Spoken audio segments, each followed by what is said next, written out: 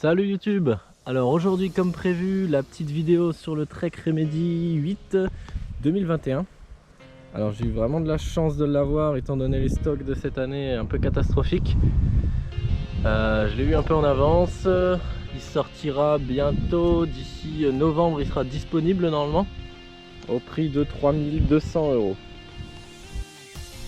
Celui-là c'est un 27,5, 27,5 plus. Il est à 14,03 kg. Celui-là je l'ai pris en taille L pour être un peu plus à l'aise dessus parce que je vais surtout m'en servir pour faire pas mal de descentes. Cette année Trek a décidé de l'équiper avec la RockShox Lyric Select en 160 mm de débattement et son nouveau amortisseur par rapport à l'année dernière, c'est le Super Deluxe Select Plus.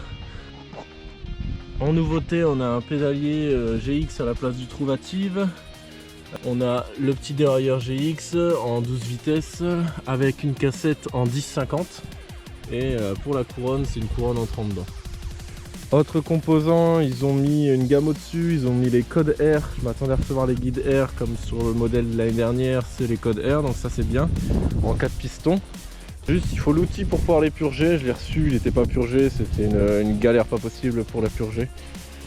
Au niveau des pneus, c'est des pneus en 27,5 x 2,60. Alors là je suis en Picardie, je suis pas en Alsace pour faire la vidéo. Alors il faut savoir que je suis dans les Larry et là une descente comme je fais, ça nivelé bien en GoPro. Mais ça correspond à peu près à ce qu'on peut trouver en station comme à la Bresse. On va prendre un peu plus de vitesse que la première.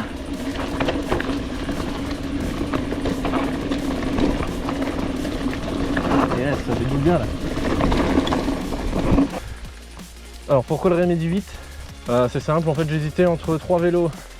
Parce que là je voudrais vraiment me mettre à la descente, je viens de découvrir ça. Je suis pas expert dans le domaine, dans tout ce qui est descente, je viens seulement de commencer. Donc ça me paraissait être un bon choix, étant donné qu'il est moins cher qu'un Session. Un Session 8, on est vraiment limité en fait en termes de descente. Ça va vraiment que de grosses descentes en station. On n'a pas la possibilité de remonter. Pour remonter à pied, bon comme je fais là, mais parce que je fais le feignant, j'aurais pu remonter en vélo. Sinon j'hésitais avec le Slash aussi. Le Slash qui était vraiment bien pour ce que je voulais faire. Mais le Slash c'est un 29 pouces. Je viens du Dirt. Et le Dirt c'est en 26 et je me sentais pas à l'aise sur un 29 pouces. J'ai fait plusieurs tests et celui-là vraiment il est géométriquement il est parfait.